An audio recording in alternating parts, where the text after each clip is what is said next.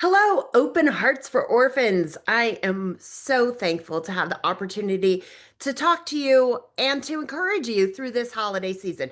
My name is Brooke Fremouw. I am an adoptive mom to 11 beautiful kids and a certified trauma support specialist that works with adoptive families in order to help them achieve their highest potential and find peace within their home.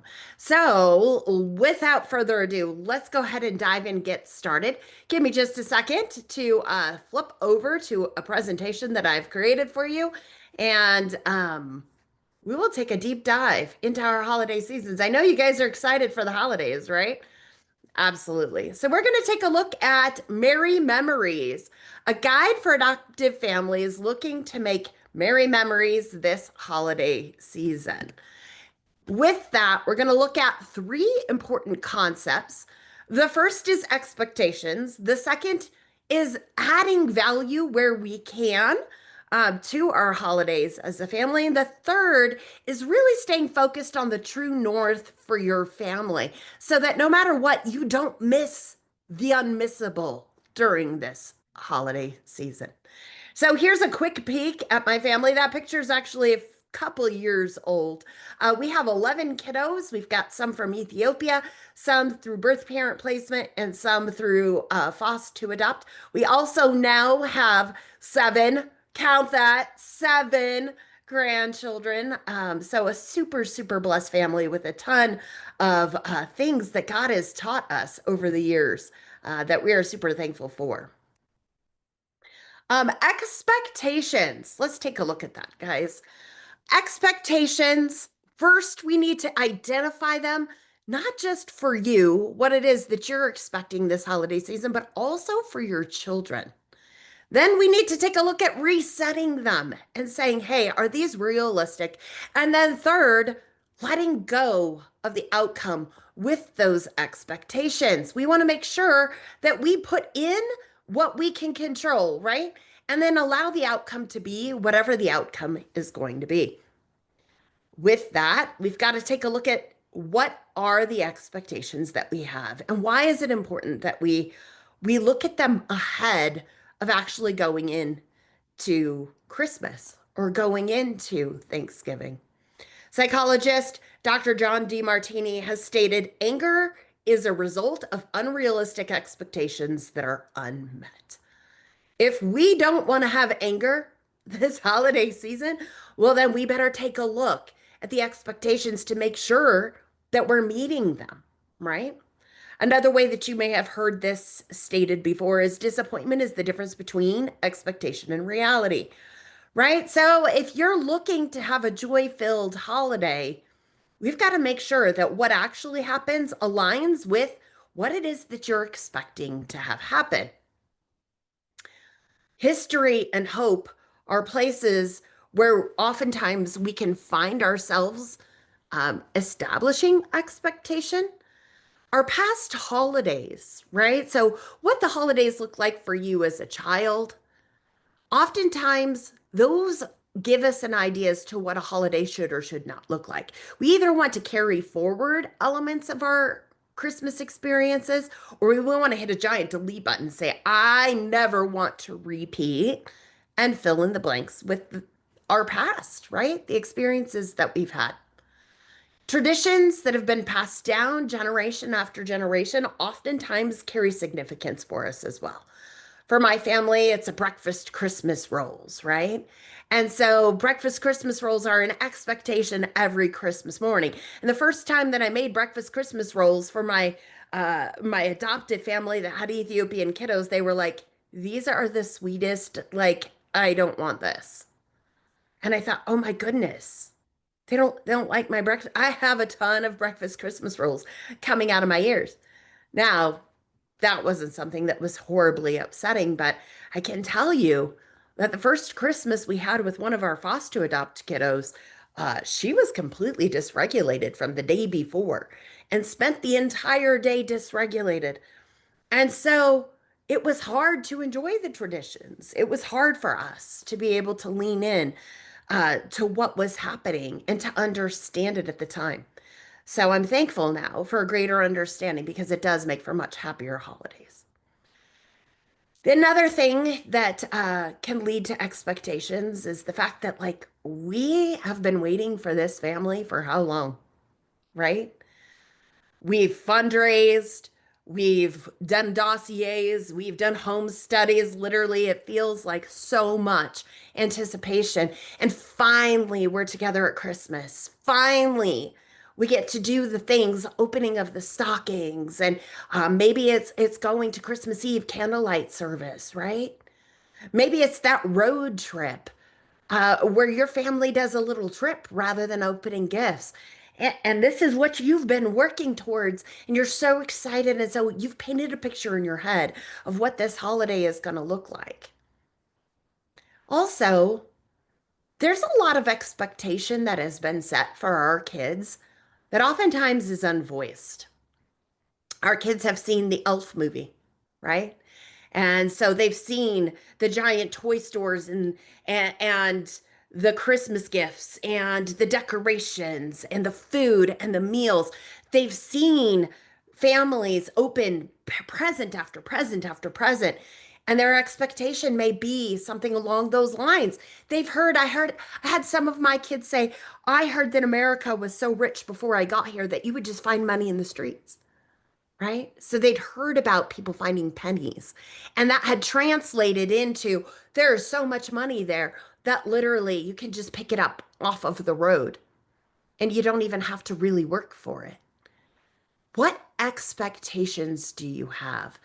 And can we remember back to getting married and why premarital counseling was something that was considered so important, right? Because oftentimes we don't even know the expectations that we have until we stop and slow down and really look at ourselves and we go, "Hey, you're right. I actually expected that every day you would just come home after work." Oh, didn't know that that wasn't your expectation, that you thought it would be okay to fill in the blank, right? We thought that in the face of conflict, it would look like this for conflict resolution. Well, it turns out that your husband's family or your wife's family may have dealt with conflict quite differently, and that they retreat rather than communicate, and that they consider that healthy and normal. You don't know what you don't know, right? And so it's really important to have a lot of discussions and understandings prior to the fact that we are actually walking into Thanksgiving and Christmas. Giving a clear voice to those expectations is really important. Any expectations that you have of yourself or others in your family need to be stated ahead of time. And so, one of the things that was kind of a shock for me when we first had adopted a child old enough to have more understanding, right? Like baby adoptions, you don't expect, uh, or toddler adoptions, you don't expect gratitude. But when you bring a child that's a teenager into your home, right? I thought, oh my goodness, they're going to open their gifts and they're going to say thank you. They're going to be very full of gratitude because they've never had the indulgences of an American Christmas. And what I found was that they didn't even know how to express gratitude in an appropriate manner. And it looked to me like they weren't grateful at all, which was really, really hard to cook all of that food, to spend all of that money, to pick gifts that you knew were gifts that they would really align with, and then to not have them show gratitude. I felt empty. That was a miscommunication on my part, right? I didn't lay out, hey, listen, when a family member buys you a gift, you say thank you, right? And when you've opened your presents, you go and you hug the person that gave you it, if that's a person that you're closely connected with. And so I had to teach them how to show socially appropriate gratitude and to say thank you for a gift that a family member gave them, even if it wasn't something that they were really excited to have, right? Showing them that, hey, listen, this is what it's going to look like ahead of time. The fact that that person picked it for you and gave it to you, we should be thankful for that, regardless of what the gift in itself is. So we had some of those discussions. Scheduling is another point where you might want to kind of lay things out ahead of time. It seems kind of like a no-brainer, and yet it's oftentimes something that we miss. If you're a person who opens one present on Christmas Eve, if you put out cookies and milk the night before, if you open stockings before main gifts, if when you eat breakfast, when family is coming over, and when is going to be the chill time for them to be able to sit and re-regulate, for them to be able to open gifts and just play without having to be accountable to their feelings or anybody else. I think those are very important things for us to be able to lay out ahead of time so that we can then re-reference it and help set clear expectations. Who is coming? Family members can be very overwhelming for us, and they're ours, let alone extended family for kiddos who don't have connection to them. Kids who are maybe overwhelmed, kids who are thinking about their last Christmas and what it was like compared to this Christmas. Maybe kids who are feeling like, man, I wish that I had had a really nice Christmas with my bio family. There's a whole lot of complex feelings and thoughts that can occur for our kiddos. And we want to make sure that we honor those and that we're not putting too much social burden on them. So consider that and make sure that you have the discussions about who is coming and whether or not that concept is overwhelming for your kiddos or whether it's an exciting concept for them.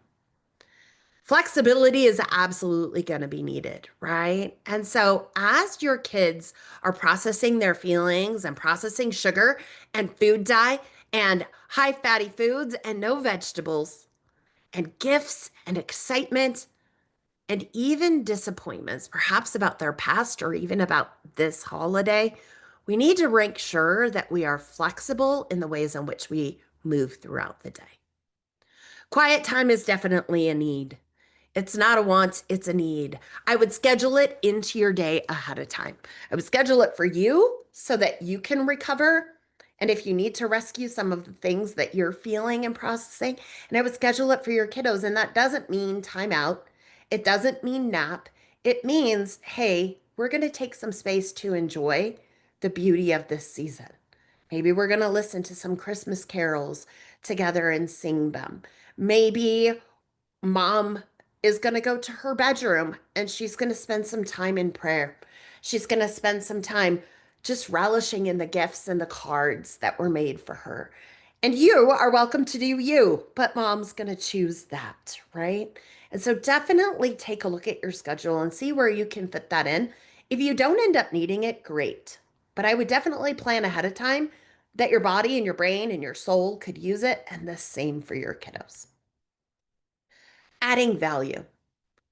Every family, as they're getting established, goes, hey, what do I want to create out of this Christmas season? What traditions do I want to build off of for my Thanksgiving season? I know one of the things that we added was having a gratitude tablecloth at Thanksgiving where everybody took out their Sharpies. We put a plastic tablecloth underneath the cloth one, and people took turns writing what they were thankful for.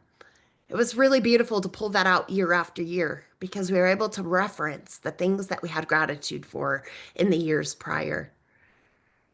Every family has ideas, whether it's food or whether it's a tradition, whether it's an elf on the shelf, or as I mentioned earlier, a candlelight service. Adding value to your family and carrying on traditions are important, but why? What is it about that that's meaningful to you? And is that meaning going to be shared by your children? If the value of the tradition is for you and you alone, and your family members don't share the same values in it, I would consider having a discussion about what would add value for them and if they're okay participating in the things that add value for you. I am not the person who stuffs their turkey with stuffing. And it turns out that when I presented my first turkey to some of my kids that had been placed with us as tweens/teens, and the turkey wasn't stuffed with stuffing, they were really disappointed. So guess who ended up bringing stuffing into the family the next year? I don't like stuffing, but cornbread stuffing is now added as a part of our family's tradition. What are the things that your kids think of when they think of Christmas? When they think of Thanksgiving, when they think of family gatherings, and if they don't have thoughts or feelings around family gatherings that are positive, is that going to impede on their ability to enjoy the things that you're doing? Having the discussions ahead of time are going to help your child to process through those things and create a norm of expectation for them that will help with their own regulation as they move in and not have the disappointment and anger from the unmet expectations, right? And so building those traditions, but building them in a way where everybody is heard and seen definitely is going to help you enjoy and make memories this holiday. That's the seeking input components that we talked about, right? Having your kids speak into it, making sure you understand the why behind the things that they do and do not value. Your true north. As Christians, the main focus for Thanksgiving is gratitude and family, right? Christmas is about Jesus. It's about him as a baby born in a manger and the incredible gift that he is to us. And therefore, we relish in that gift and provide gifts to others, right? Sometimes for us, it's really easy trying to create the perfect holiday. And so we spend a lot of time prepping food and planning and trying to create all of these meaningful moments for our kids. And guess what? Some of them are going to land flat. And some of your kids are going to get stuck in their history. And some of your kids are going to do truly awesome and just really be so much fun. And you'll have pictures and stories and laughter to last for a lifetime. Regardless of how your holiday season goes, I want you just to remember you have a true north. Pick that one thing for your family for Thanksgiving.